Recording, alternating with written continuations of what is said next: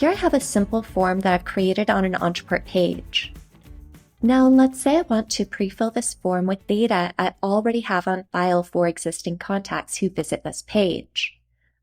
To do that, I'll go into the field settings and check out the options under Advanced.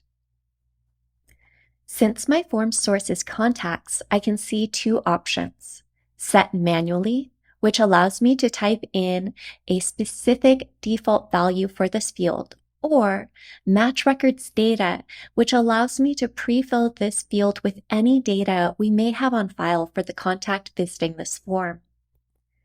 Since this is the setting that makes the most sense for this type of form, I'll select that option and hit Publish. If your form source is a custom object, your options will look different. You always see Set Manually, but Match Records Data will only appear when your form is on a dynamic page or block. And that's it. Now when someone visits this page and fills out the form, any fields that I've chosen to pre-fill will be automatically populated with information from the identified contacts record. While this is great for standard forms, it's incredibly powerful for building apps. For example, a customer profile or settings page in your membership site is just form fields. Connect them with your customers' data, and your members can see and change what they like with a click, just like any app. While pre-filling data like this is powerful, there are times when members of your team might want to use forms differently. There are cases where you want to avoid tracking users on forms. For example, you might want to create a form that your team members fill out on the behalf of new clients to register them at a live event.